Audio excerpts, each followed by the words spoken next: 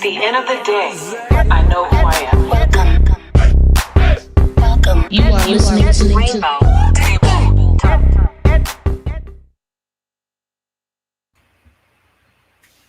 Put the script of music back on. Put the script of music. Ow. Ow. To the left. To the left. To the right. To the right. No, I'm not. Not today. You started. It's always you. It's just a hype man. You gotta be a hype person. You just gotta be a hype man. Hype man. What's up, Jenna? Give me love. Give me love. What's up, y'all? How y'all doing? How y'all doing? Welcome back. Y'all doing all right? Welcome back. Another rate. Oh, producer showed up. You know what I'm saying? Producer. Because I was about to say after 13 months. Listen, right? Producer showed up late and it was like, y'all just starting. How you come in? You late. We were waiting on you. You criticizing. Don't do that. Waiting on you. You can't with do a that. Big Mac patty whack, give a dog a bone, ain't bring me You good. can't do that. You can't do that. Nah, I'm good. Don't tell the people I ate Chick-fil-A. You know they don't support us. Oh yeah. You don't tell the people. Anyway, don't bring Chick-fil-A. You know the whole people. Just the diet lemonade. It's so good. Not the diet lemonade. What you got in your cup? Diet lemonade. Would they hold the lemon? They just don't put the lemon in it? Splenda. Diet lemonade and sugar-free vodka. Sugar-free strawberry vodka. Okay, in the hotel cup. I got you. I just got my usual tea. tea. Just some tea. That's what we're gonna do. Anyways, let's get serious. Welcome y'all to Rainbow TableTalk. Thank you so much for joining us this evening. I am DJ Duchess. Yes, and I am Kalila J, creative queer on purpose.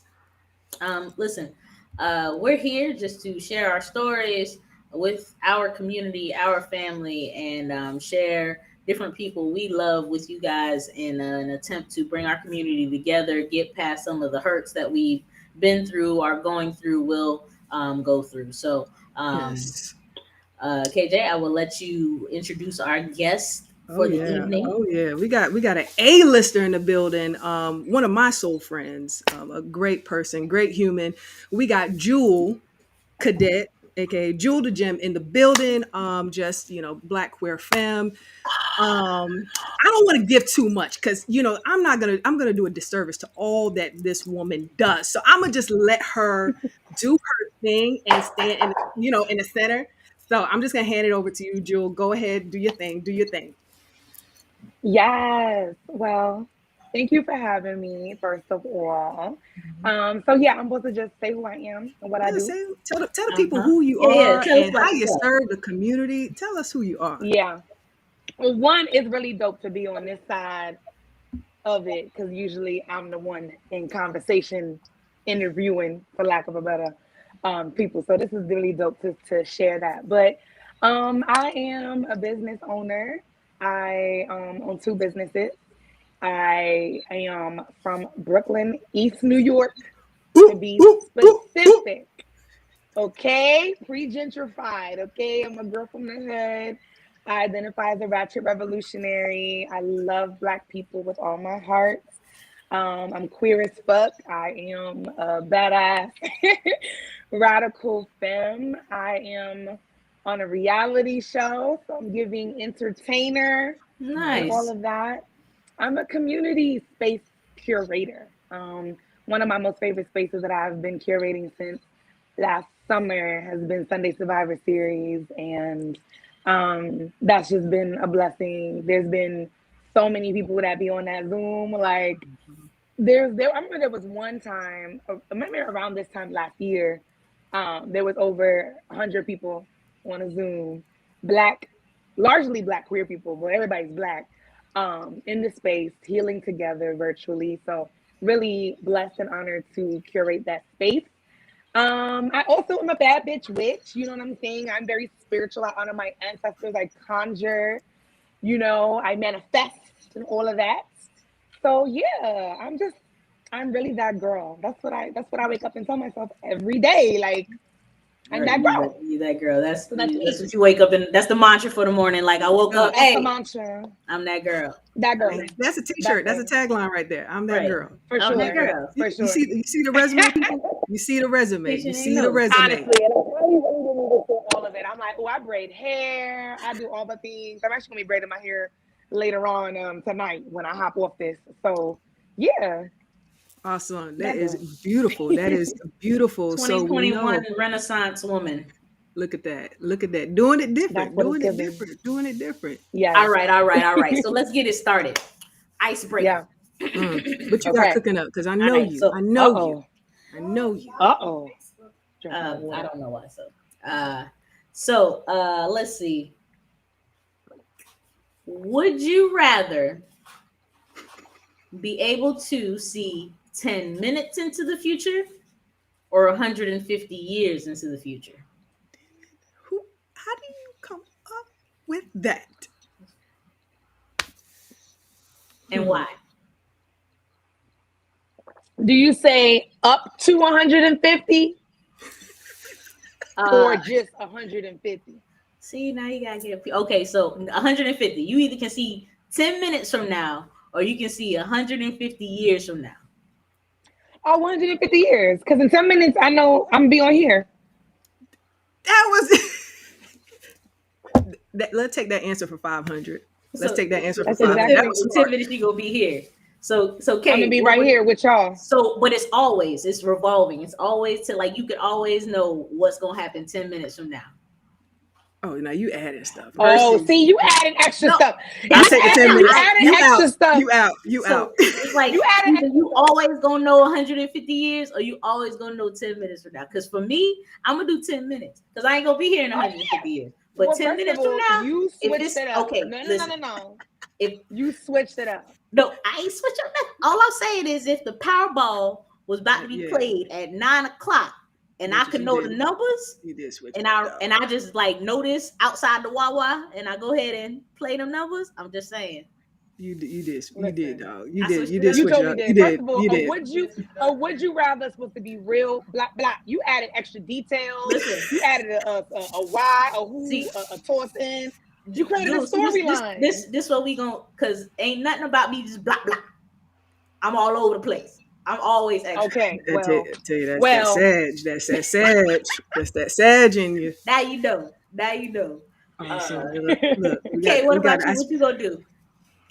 Well, now, I mean, you giving us the 10 minutes, that like the 10 minutes, the 10 minutes, the 10 minutes. I'm going to go ahead and take the 10 minutes. 150 years, I mean, I'll just take the 10 minutes. But can I break it up like 5 and 5? I mean, okay, I'll just take it. All right. Here's another one. This is that. This gonna be real block then. Okay. Black. Would you rather be in jail for 5 years or in a coma for 10 years? Shit.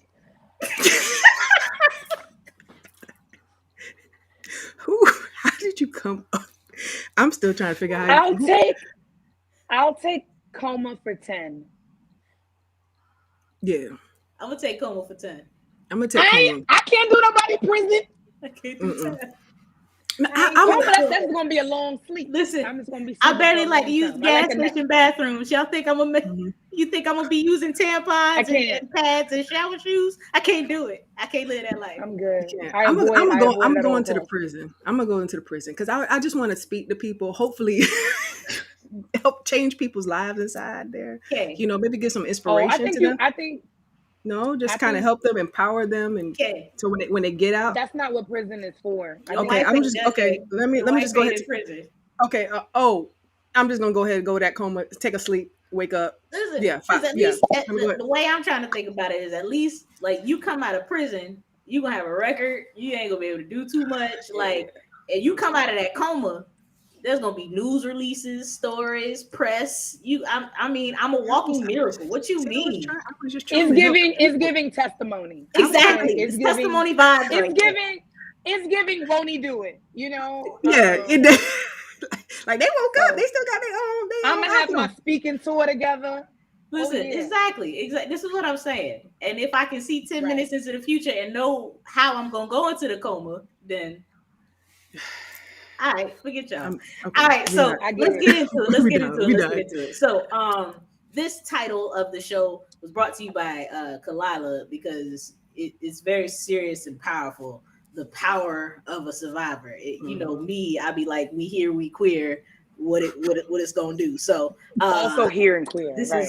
is so. I expect this is gonna be a great episode and just hopefully real deep, real healing, and so let's get into it.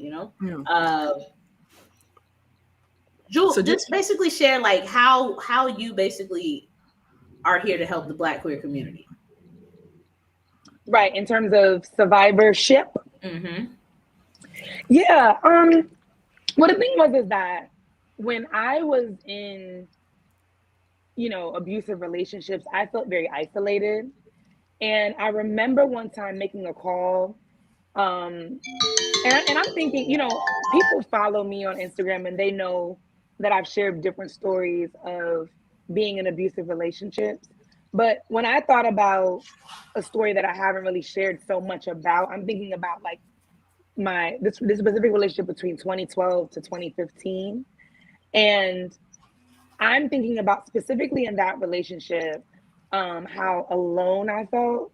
And I remember making a phone call on trying to get help. And they were like, well, what did he do to you? And I was like, well, it's not a he.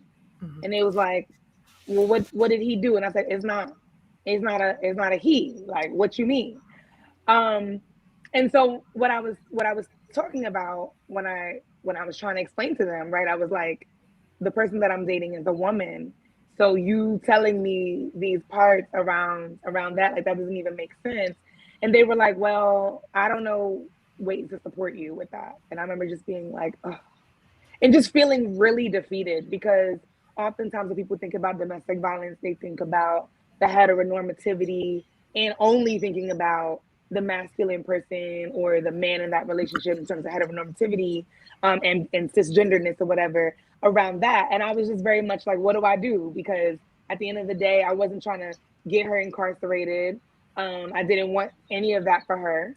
That was a Black woman, but I just felt very isolated. So when I think about the spaces that I curate for Black survivors, is a reminder that they're not alone. And especially virtually right now in a pandemic where people already feel isolated and really not being around personal, in-person community and events, being able to curate virtual spaces for survivors has been really the heartbeat of the last year and a half for me. So yeah, curating that space and letting people know they're not alone, letting them know that there are other Black queer people who have survived, who are surviving, and that there is the other side, the other side of healing. Because when I was in my lowest and deepest parts of my life, when I was in those relationships, I didn't know there was another side. I was like, this is it for me. I'm not going to ever get out of this. And knowing that there's another side now, I'm just so grateful. So I just want to be able to just curate that space. And that's interesting that you shared that. I know that when I like to call it a baby gay, and just really kind of coming into where I was learning who I was and how I loved, and I would meet girls and they'd be like, my ex was abusive, and I would be like, another girl was beating you up? Like, I would always be like I'd be like, how did that happen? Why? Like, for in that young-minded understanding, thinking, right, why would you let a girl beat you up? Like, I was like, why, if you're gonna date women, I'm thinking that it's not even in the realm of possibility for those things to be happening, because you do, right, we tend to just look at it, a man hitting on a woman, but you learn that women can hit on each other, women can hit on men, and once you start getting a little older and a little bit more mature, you start seeing that there are so many facets to this domestic violence thing that escalates far past even the violent aspect of it. So I definitely can see that being something that would make you feel isolated, because I can, definitely see people being like, why, if it's another girl, just fight her. Exactly. My own mother, because that particular ex was slimmer than me. And when people, and the reason I'm sharing that is because people looked at her and was like, oh, she's slim, she's skinny. So how could she cause physical harm to you? And I was like, what? Yeah. Like, what are we even saying? And so I want to name that because my mother was just very much like, well, you could have took her because you know how to fight. And you could just knock her down. You could just go like this. And she hit the floor. So what you mean? And I was like, well, abuse doesn't work that way. Yeah. People who, like Simba saying, you know, abuse is gender neutral. It can happen across gender. It can happen. It doesn't matter if the person is masculine. It doesn't matter if the person is feminine. It doesn't matter if the person is regardless of weight, right? So there's all of these different preconceived notions that actually cause more isolation. Right. And also for me, when I was in that particular relationship, I was a preschool teacher. So my everyday life was very happy, cheerful, upbeat.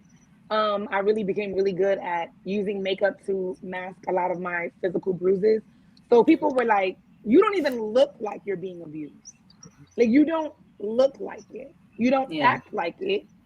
So it's not happening. So I was like, it is happening every day, you know? And so all of these different notions that people say, and so this isolated me. I stopped telling people about it because I was like, people actually aren't believing me. And I'm like literally having to like wipe off the makeup and being like, do you see this bruise? Do you see that bruise?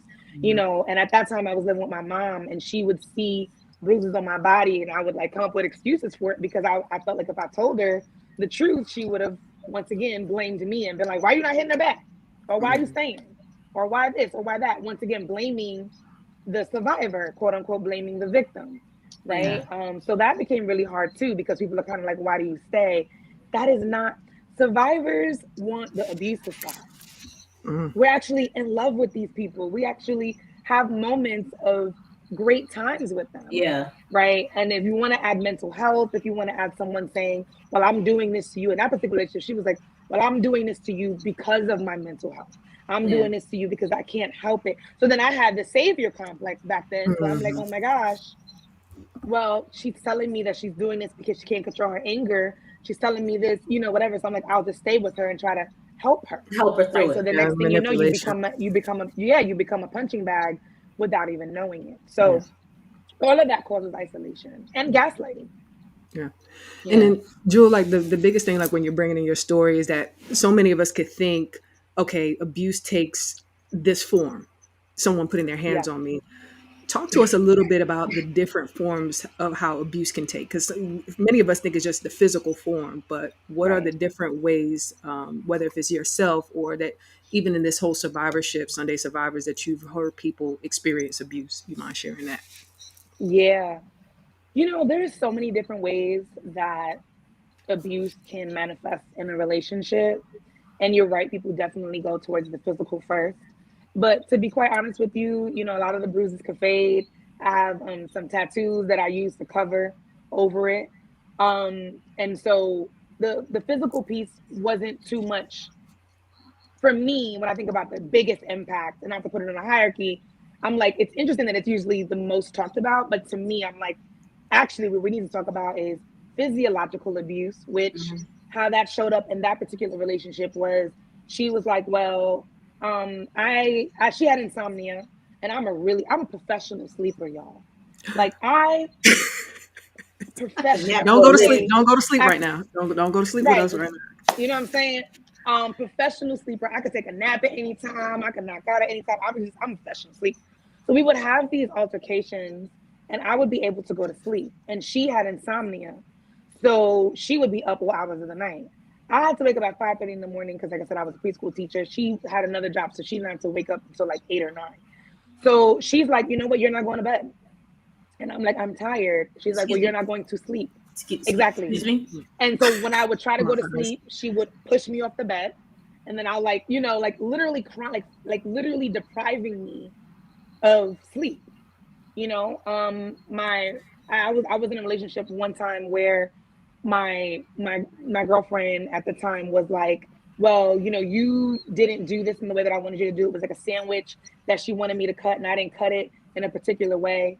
So then she literally locked me in a room and was like, you can't eat for the rest of the day. And then when she was ready for me to eat, she knocked on the door, was like, put on something cute. I'm gonna take you out to eat. And so people Real. use food, they use sleep deprivation, you know, in addition, and that all of these things are mind fucks, right? All of these things are mind fucks. And so to me, I'm like, these are the things I think aren't really spoken about as much. I also will name, and not necessarily things that I've experienced, but what I want to bring in, because I feel like when you have a platform, it's your responsibility to bring in other ways that it can show up, especially in queer relationships and specifically in trans relationships. And I want to name that because, like I said, when you have a platform as a cisgender person, it's important to bring it in. Mm-hmm. But domestic violence, and specifically how that can show up in relationships where one partner or more than one partner is trans or gender non-conforming, non-binary, they can be spiritual abuse. They can threaten to out you to the spiritual community. They can threaten to out you at your job. People can deprive you of your hormones.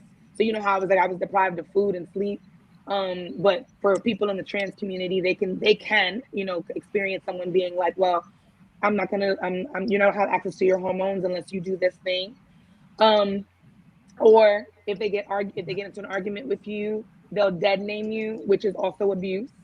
And so these are specific ways that the queer and trans community will experience or can experience intimate partner violence. And once again, it's not really spoken about as much. So those are a little bit of like my experiences, but then also wanted to bring in some experiences of people that I'm in community with. Thank you for bringing color to that, because sometimes there's back to what I was saying is you could think about it so much in the physical, but there's so many different spaces. People's jobs are at risk. People identity, you know, how they show up in the world is at risk. So, you know, thank you giving some of us more, helping us think more expansively, like how these different things can affect us. Because some people may just be experiencing physical, but they are experiencing other parts of that too. Mm-hmm. Yeah, And for sure. I went to a actually like a domestic violence survivor, an organization that's just getting started, and I ended up DJing for them, and it was one of those events where it was like, I'm here providing a service, but I'm being fed more than I'm giving, and so it was one of those events where they had this pastor, and she was speaking, and she was just talking about how it takes the form of, you know, people checking your phone and people doing certain things to you, and it wasn't really like, I knew that I had gone through certain things that were abusive, but it's kind of like in your mind, like, nah, that ain't happened to me. Like that wasn't the situation for me. And it wasn't until I you realize you see certain patterns that have happened, and it'd be like my current relationship. I go to the store and I'm calling to check in, like, hey, I'm just getting to the store, or I'm just getting in my car, or I'm on my way back, and and my girlfriend's like, why are you calling me and telling me like you just went 15 minutes up the street? Well, because my ex required it of me. My ex, you know, and it wasn't even like it's just like, it wasn't like I'm finna beat you because you ain't called me from coming to the store. It's more like, what you doing, who you with, what's going on, what's this, what's that. And so it's more of like oh man, you feel like you're doing something wrong, so now you're just hyperactive about trying to please them. And it's that mind manipulation, it's that gaslighting. And so you don't even see, you don't see it while you in it. Exactly. Oh no. And I mean, I'm glad you mentioned that, because these are often the qualities that some people can be like, oh, that's cute, I love, like, check up on me, you know, all that stuff. Privacy is so important and healthy in a relationship. Having autonomy is so healthy and important in a relationship. And I had to relearn those things because I too was under the control. Because what domestic violence is, right, is a power imbalance.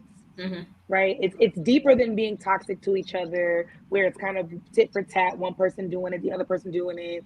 But it's usually a power imbalance, right? One person is literally controlling and manipulating you. And it wasn't until I was out of it that I realized like how I was puppeteered. You know, and the power of domestic violence makes it so that even when you leave it, you still have the lingering effects. You still have this hypervigilance. You still, like you said, you know, you want to make sure I'm not doing anything wrong. And that's it, right? It's that feeling, you don't feel safe. And you know, it's like, yes, not physically safe, but you don't feel emotionally safe to express your feelings. Like when I used to express my feelings and I used to be like, you know, I don't like the way you're treating me. She'll be like, how am I treating you? And I'm like, well, you just smacked me in the face. She's like, well, what did you do to deserve that? And I'm like, well, Right. I didn't do anything. She was like, you didn't do nothing to Make deserve you that? question yourself. And I'm Maybe, like, yeah. no. And then now I'm like, wait, did I do something to What did deserve I? that? Yeah, and you start creating And then, things. you know, and then you start creating, you're like, well, maybe I shouldn't have left the refrigerator open. What? Right? What? No, I didn't deserve any of No. that. Right. And so, but that's how they're able to control you and isolate you from friends. And I want to name that too. Like, she did not want me to hang out with my friends, because when you are in an abusive relationship and you hang out with your friends, what you gonna do? You gonna tell your friends what you experienced, and you're gonna be like, yo, let me tell you what happened. Da, da, da, da. So a red flag is when they don't want you to hang around your friends or your family, right? So she would like make up being sick. I remember one time I was supposed to go somewhere with my family, and my family got mad at me because I ended up canceling at the very last minute because she faked being sick. She would do that a lot. Yeah. She Yeah, would because also like it's never like, nah, self-harm, I don't want you to go. It's always like, The guilt trip. I ain't feeling good. You guilt gonna leave me tripping, for Yeah, that put it back relationship? manipulation. on me. And yeah, and for some people, like what I experienced, she would self-harm so that I also would like not leave her. So I remember one time trying to leave the relationship, and she literally, and this is content warning around self-harm, so I'll pause here, and if folks want to, you know, but I want to name this because I think I would have needed to hear this as a survivor. I'd be like, oh my God, it's not just me dealing with this. But there was an instance where I was leaving her. I was like, I'm done. I'm out this shit. I'm so tired of this. And I remember walking out the door, and I remember she like bit me in the back, and I still was able to get away. I was like, fuck it. Nope. I'm just going to eat whatever. I'm just going to keep moving. So then she literally banged her head into like this metal door, and literally her head just immediately started to swell. And now she's on the floor. And I'm like, oh, fuck. What do I? And she's like, oh my God, I love you. You're going to leave me. Da, da, da, da. And so now I'm like, oh my God, the neighbors. So I'm like helping her, dragging her into the thing. And I'm like, I need to leave you. And she's like, no, you can't leave me. Stayed with her. Right. So all of that is manipulation. Yeah. And there's other instances where she would self-harm in front of me so that I wouldn't leave. Right. So it's all of those things. People are like, well, that person just has a lot going on. Just because they have that going on don't mean that you have to Subject put you your to that. life at risk.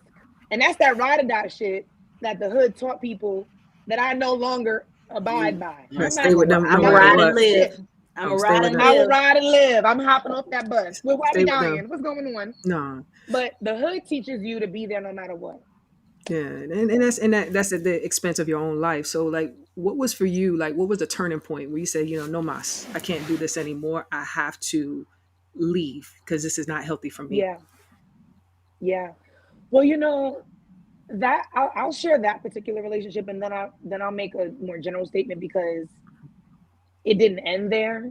So Yeah, like I said, that one, you know, ended a few years ago, and how I was able to get out of that, because every time I tried to leave, I was unsafe. And there are statistics that show that that is actually the most unsafe is when a survivor is trying to leave. Like Yeah. survivors have literally lost their lives. So you have to be very strategic. So every time I tried to leave, it didn't work. So I said I had to become really clever.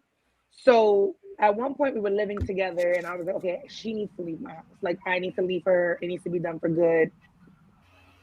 And so I remember being like, you know what, we need a break. Like, you know, I think that it's not a breakup, it's a break. I think you should go back to Brooklyn. I was living in Jersey. I was like, you should go back to Brooklyn where you were. I'm going to stay here. We're going to just work on ourselves separately. And then a couple of months, we'll come back together. And she was like, you sure it's not a breakup? I'm like, no, we just need a break. As soon as she packed her shit, it was clear. I was done. It was done, finito. And that relationship never was able to see the light of day again. And so I had to learn strategy. I had to lie to get free, you know. And then I remained in Jersey and lived there for several years as my freedom. It was like my freedom city for me. It was like my haven away from that, because I didn't want to run into her. So in that instance, I lied. So if people are watching this and they need to know how to get out, lie. you gotta do what a you gotta really do. good lie. Have your plan. Lie to be safe. But unfortunately, it didn't stop there. I got into other relationships that was abusive. And even though it wasn't right, simple like how to escape 101. And even though it wasn't the same level, because in that relationship I was getting physically abused and physiologically abused at least 5 times a week. Like it was just like my normal everyday life. But I got into other relationships where I was being abused in other ways, whether it's financially abused, people manipulating me to be like, well, here's a Zelle request for $500, and if you love me, you need to pay me. And I'm like, Excuse me? Excuse is me? this, am I the sugar mama? Because I didn't sign up for this. I didn't sign up for Right. this. Yeah. And they're like, well, I guess you don't really love me. You don't really care about my well-being. Or people coming at my People house still- and literally stealing my shit, stealing my stuff. With the person you're with. Come on. So Yes, this is stealing the it. And then the- being like, what you mean? Like, I didn't take anything. And it's like, yes, you did. And then later on, they're like, yeah, I took it. You know, just different ways like that. Unfortunately, I was in a relationship dynamic where even sexual abuse, because people don't think that can happen in relationship dynamics as well. Where being in a relationship and you're like, look, I don't want to have that type of sex. And then they're like, well, if you love me, you would do this, right? Yeah. And that level of coercion. So it did not stop. I would say that my relationships did not start to get healthy until the one that I'm like, to the one that I'm in right now, which is unfortunate because that means it's 10 years of a tumultuous, you know, tumultuous relationships. And so I had to really do some soul searching, and really figure out what was happening, that I kept being in relationships dynamics that continue to just be unhealthy. And that's important. I think that I'll plug it because we're very big on mental health awareness on this show. It's definitely, and not to say that being in these types of relationships and these things happening to you is your fault. Right. It's to say that we have to look into why we repeat the cycle of getting into these types of relationships. You gotta investigate it. Because even at my job, there's a lady at my job, and you can just see her pattern of relationships. It's the same person with a different face and last name. I ain't copy you. But Man, come on, Producer. producer on the pipe up. I want to make a producer. But like for real, I've just like you just see it. You see it all over. Like it's not how this is going to end. It's when this is going to end, because you just know. But I will say this, right? People have to be in a certain space to hear what you just said. If a year ago somebody would have said that, I would have been like, that sounds like and feels like victim blaming. Right. Because people would say things like, well, how do you love yourself if you keep getting into these relationships? I'm like, I love myself. I'm a bad bitch. I'm fly as fuck. Yeah. What you mean? And I didn't understand that. So you have to be in a specific place in your healing journey to recognize that while I will never blame myself, when you are the victim, I embrace victim and survivor, because victim means something fucked up happened to me and I felt helpless and I didn't deserve it. Yeah. You know? So I own that. I also hold survivor because survivor is saying I'm on the other side. But the thing is that you've never fully arrived. You're never fully healed. You're kind of growing. Especially if you experience a decade of abuse. You're really healing. Every day it's a new step in your journey, you know. I can talk about it right now and I'm like able to, you know, whatever. Maybe tomorrow I'll break down crying, right? Like that's the healing journey of it all. Yeah. I didn't get to the point into my healing journey until recently that I had to interrogate and say, oh, what's going on? And I realized that, and that goes back to childhood, growing up with actually not growing up with a father. My father was not around and he was very stoic. He was very emotionally unavailable. He was physically unavailable. And I felt like I was craving and begging for him to be a father, and he did not want to be one. And then so then I got into these relationships with people who actually genuinely did not want to be with me. Yeah. And they would say things. Every relationship that I got in that was really fucked up, they would all be like, you're too good for me. I'm not good for you. I'm actually an evil person.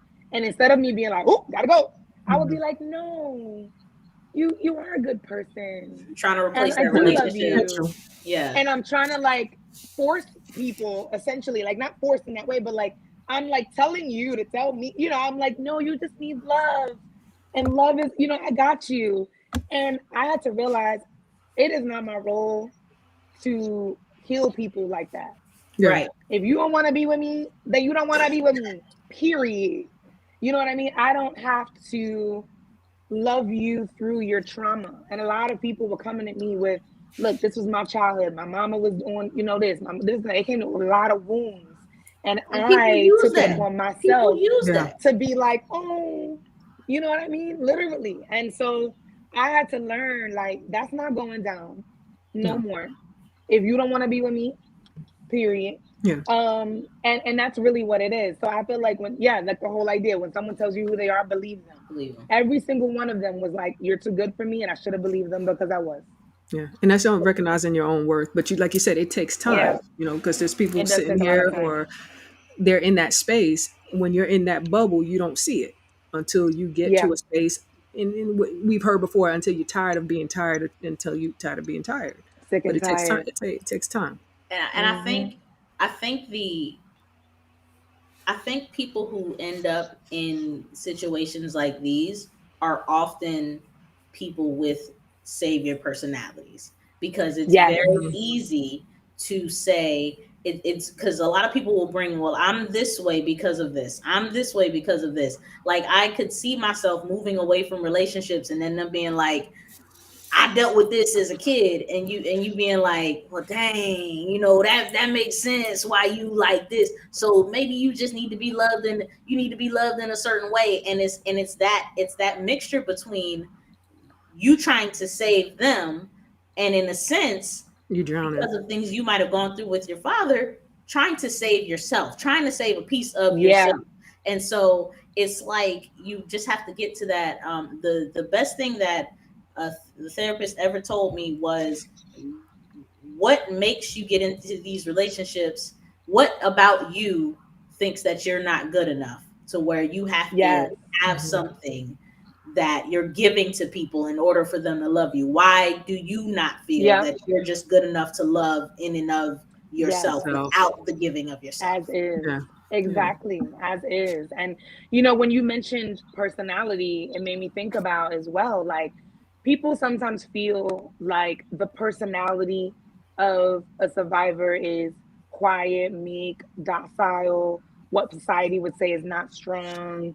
And I think what was interesting is that wasn't, well, in some instances, depending on where people got me in my life, I was definitely at some lower moments, and they Yeah. definitely preyed upon that. But to be completely honest, there's another group of abusers who actually go for the outgoing, charismatic, shine bright like a diamond, Mhm. like real, because in their mind, they're like, if I can get the shiniest jewel in the box to humble and crumble under me, then I am strong, Yeah. right? And so it made them feel like, ooh, let me go for the biggest, baddest, most confident, and then bring her down. And they thought they succeeded, but clearly they didn't, because I am here. But that is really important, right? When people think about people who prey upon not only what society would say is like people who are weaker, but sometimes people will go for the strong ones. They'll go for the Yeah. confident ones. They go for the ones who's like, yep, I'm a baddie, and they're Yeah. like, are you? Yeah. And break you down behind closed doors. Yeah, that's the weakness within themselves, that narcissistic behavior that I'm weak. So I'm Right. drawing, basically energy vampire drawing strength from you. So team, for those that's listening, just, put in your questions for Jewel. But kind of going back, Jewel, you mentioned like spirituality is a big thing for you. You leading this Right. community, like how did that help you kind of shift and get through like spirituality and community? Yeah. I've always been a mobilizer. Everybody has different spiritual gifts, and I've been blessed to have many spiritual gifts, but my most favorites that I'm super grateful for is always being able to bring people together. And I Mm. was like that even as a kid. I've always like, who want to jump double dutch? Got my double dutch crew. Who want to be in this dance team? Got my dance crew. Like, I've always been that person. And so is really who want to heal together because shit doesn't happen to Mm-hmm. us, period. You know, people's like, Yeah. sign me up. And there's way, the thing is about it, let me go back to the savior complex.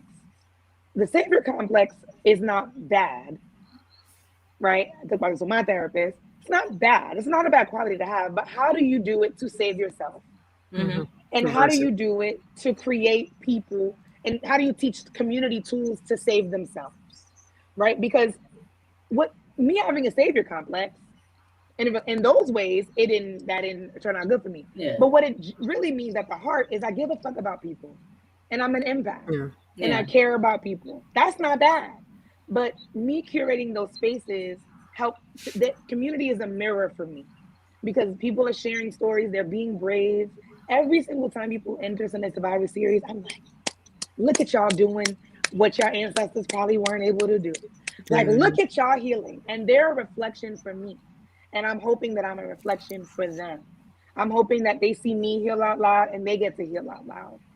And really learning to save ourselves. I always talk about in Sunday Survivor Series, I'm like, we're all healers.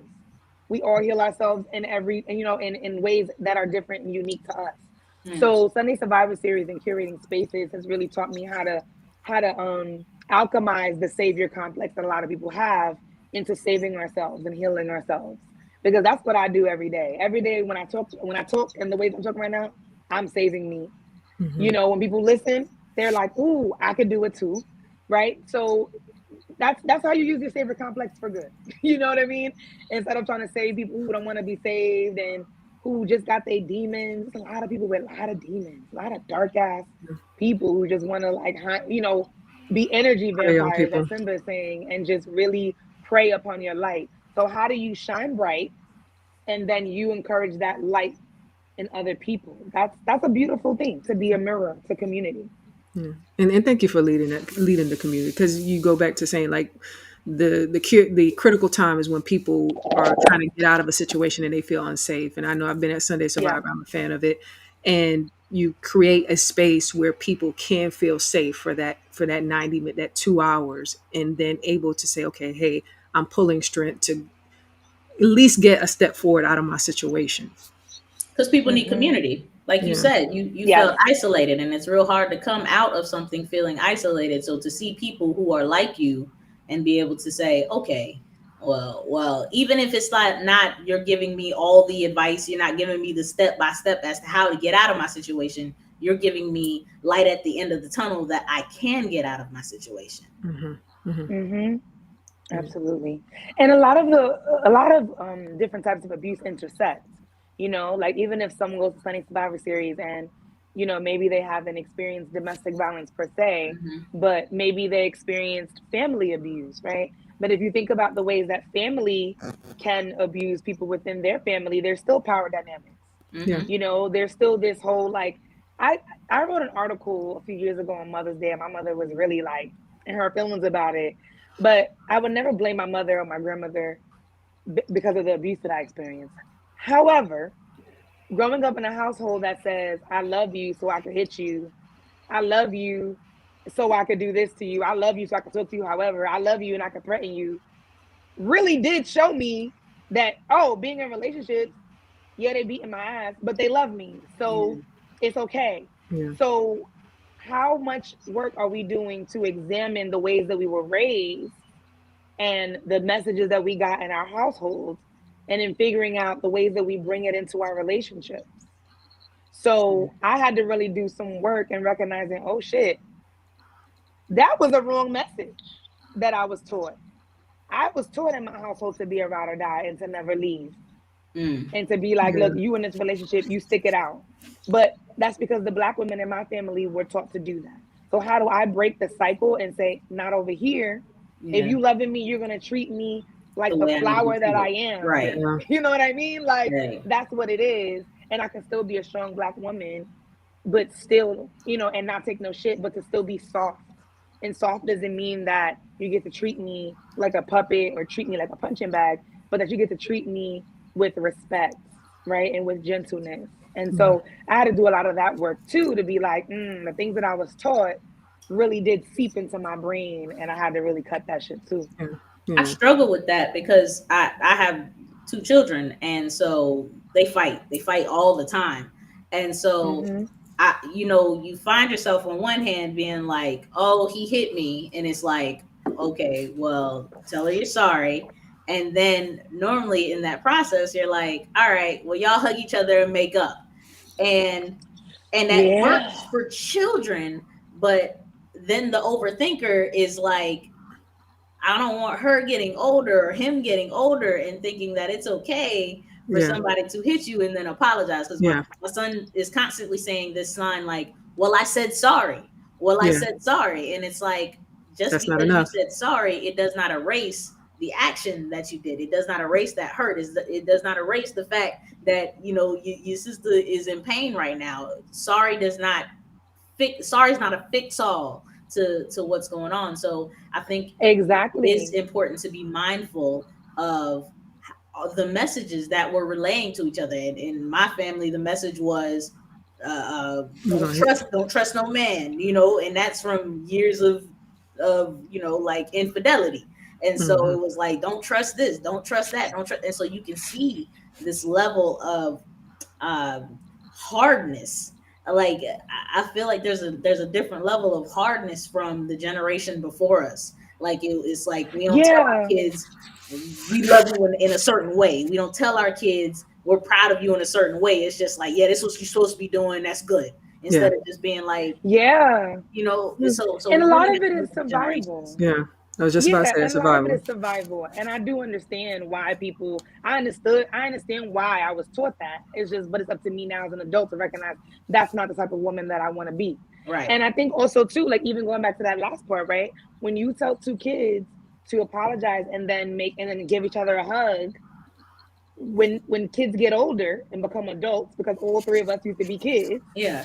what does that translate to in relationships? That Right. people like to, okay, boom, let me buy you flowers after I just punched you in the face. Right. Yeah. And then you think about baby boy. Oh, let me do whatever. Okay, then now we having makeup sex, Yeah. right? Now we just gonna go out to dinner and act like you didn't just put your hands on me. Yeah. So what that's doing is teaching people not about accountability, but about sweeping things under the rug. And then what that person is doing is like, well, they did get me flowers. We did have pop and makeup sex. They did take me to the restaurant. Yeah. And I'm like, no. You know what I mean? You So have to draw the line.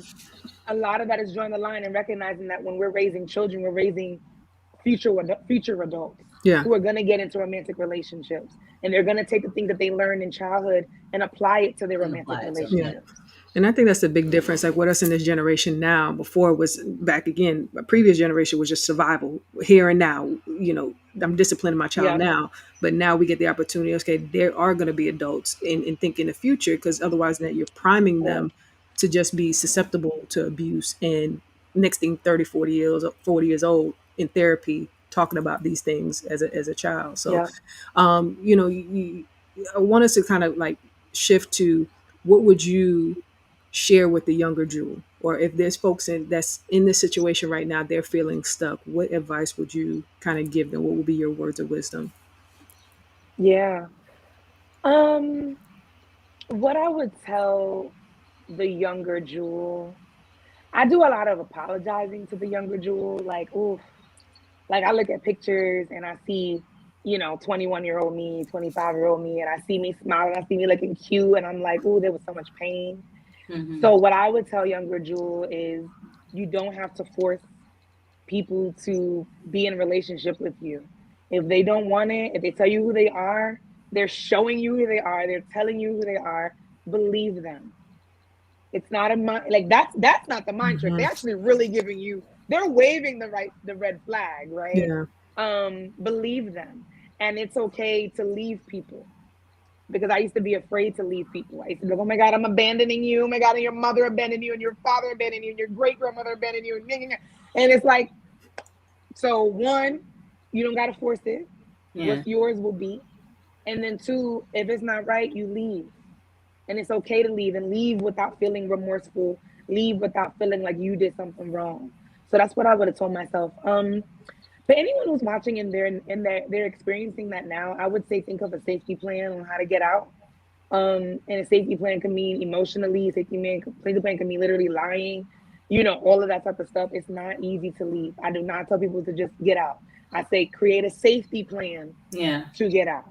Mhm. It's not something you can just do overnight. I know we like to think about the Tina Turner and all that stuff. You saw how many times she tried to leave. It's not Yeah. easy.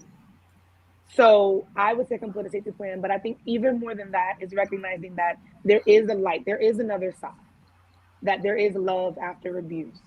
And that what you're experiencing right now, and it feels like it's the end of the world. That's the way it felt like to me. It can be temporary. And I feel like if I was able to see the other side, I would have left a lot sooner. But when you're in a sunken place and all you see is, You're in it. just the reflection back at you of Yeah. a bloody face or whatever, it's like recognizing like there is better for you out there. Because then when you find better, there's nothing like it. So definitely just knowing that there is something out there for you. And I don't even mean like another person specifically, but I feel like oftentimes when you're in abusive relationships, you're not following your dreams in the same way. Right. Your mental health isn't the same. So when I say there's something else better out there, yeah, other people romantically, but there is happiness on the other side. Yeah. There is Wholeness. success on the other Yeah, side, right. right? There's wholeness on the other side. And hopefully that's something that people can hold on to. Awesome. That's beautiful. I love how you brought it further than a relationship, because sometimes we could just think like Yeah, it's bigger than that. We it's get bigger stuck than on that. purpose, joy, getting your business off the ground. You could pour some of that energy into things like that. So that's just beautiful. And just Yeah. even just being able to be a survivor and share that. It's hard to believe. You don't want to think that you've gone through things to benefit others, but sometimes we go through things in life because Yeah. it's important for us Mm-hmm. to get that out to other people. So definitely using it and creating a platform to help others come out of the same situation that you were in. Yeah, Yeah. definitely. I, So For I sure. was thinking we were talking about like talking to your younger self. I was just like, I would just sing. I would have a song play in my head for younger self, and you know what that song would be? Don't what save her. She don't wanna don't be be saved. saved, Don't don't save say. her. Don't save her. Yo, Look, that that's was it right there. that's it. That's the anthem right That's it there. right That's the there. anthem. Watch everybody That's say, you true. know what? Let me put this on. Let me put this on while I create my safety plan and just get Right, myself right. together. No, this has been good. This I has have a been good. lot of like on the other side songs, like I had put on there, had the, my unfoolish. I got the Love is Blind, because the Love is Blind Well, Hit it, that is one. hit it, real hit like, it. you know what I mean? It's real like I would have killed him. It's real raw, you know what I mean? Even though it's from the perspective of a friend, but the fact that he died in it, you know what I mean? It just, there Yeah. was, it's a little violence. And I will say that while I don't recommend that, I'm just saying that to just bop those songs sometimes could just really speak to your chest. Because sometimes I look back, I ain't even gonna lie. I just want to say that it's not always love and light on this side.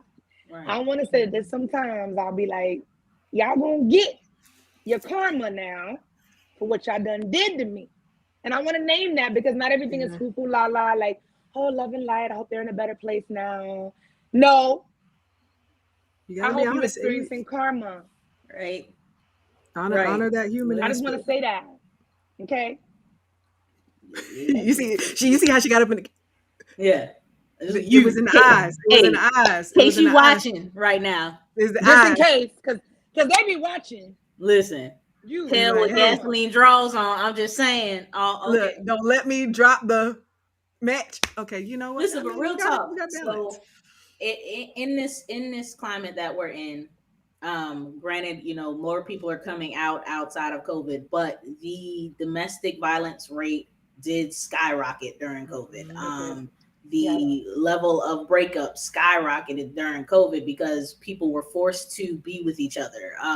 The amount of abuse amongst kids and neglect amongst kids skyrocketed because they no longer had those safe spaces to go to. Work is sometimes a refuge for people. School is sometimes a refuge for Absolutely. It was children. for me for And sure. so Mm-hmm. I just say this to anybody who is going through anything in those natures: find somebody to talk to, reach out Yeah. to any one of us. And if we can't help you, we can try to usher you into the sources that you need for help. Yeah. don't feel as if you are going through these things all by yourself and all alone, and that there's nobody who understands. Jewel, please tell us how they can reach you and find you on Sunday Survivor series. Yes. So people can follow Jewel the Gem Productions on Instagram. And that's where they'll find out some information about Sunday Survivor series. It's free. So that's really important as well. And it's exclusively for the Black community. So if you're not Black, I don't know what to tell you, but if you're Black, got a space for you. I'm also going to be transitioning that space into, heard it here first, a Heal Out Loud series as well. So, because Sunday Survivor series is only on Sundays at 11 a.m. Eastern Standard Time, and the Heal Out Loud series will allow for facilitators to bring this for the full, 90 minutes instead of the 40-minute breakout room and the 2 hours. And it might be in the evening, it might be on the Saturday. It's a little bit more accessible in that way. So still a space for community for sure. So they can follow Jewel the Gem Productions. And if they want to follow me personally, they can follow me at Jewel_the Gem. I don't have Twitter. I don't have Snapchat. I may have. You need to get on TikTok. A TikTok. Kalila is telling me that I need to get a TikTok. Duchess is the one too. But you're right. Right now, Instagram. That's what I got. Facebook, you can find me at Jewel Cadet on Facebook. This has been beautiful. This is beautiful. Jewel, thank you for coming in. We know this is a sensitive topic, and for you to share your story, and thank you for just holding that torch. We know that it's a thing to go through that, but definitely I know you've encouraged everyone. There's people that's watching here that's saying like, what's my safety plan need to look like, and you've probably given them some type of encouragement. So thank you, and thank you all for just listening. I know it's not easy to listen to this stuff, but thank you for just sitting through and plugging in. So we appreciate you, and all the survivors and all those that's planning getting through it. We appreciate you and we thank you. And we love you. We love you. We love you. Yes. We love y'all. Thank you so much for being on the show. We look forward to having you in the future and checking out the new things that you're doing and bringing forth. So y'all just plug in. You got a bunch of people that's tuned in and saying they love you. They appreciate your light. And it's like a beehive. I don't know, Jewel. What do you call your crew? Right. They're crew. You gotta call them the cadets. My crew is called because the cadet sounds like the police academy, and I don't talk about police. Okay, but my crew is called the Jewelry Box. Oh, that was you like that? The name. That sounds like Pandora's box, but I ain't going. Never mind. All right, we're not going. Next show. You know who's Jewel. Next show. Bye, y'all. All right, y'all. All right. It's been lovely. Y'all have a good